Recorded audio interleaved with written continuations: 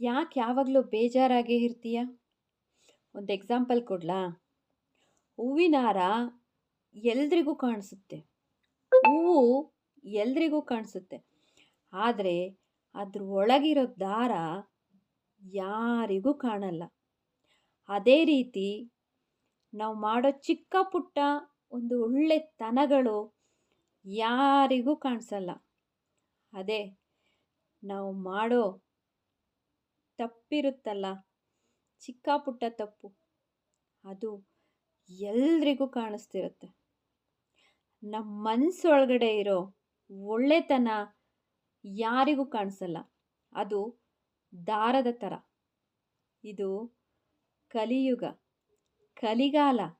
ಅದಕ್ಕೆ ಹೇಳೋದು, ಇಲ್ಲಿ ಯಾರಿಗೂ ಒಳ್ಳೇದು ಮಾಡೋಕ್ಕೆ ಹೋಗಬಾರ್ದು.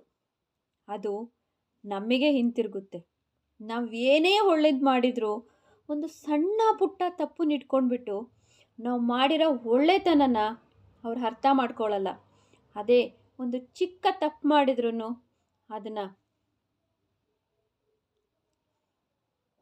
ಇದು ಕಲಿಯುಗ.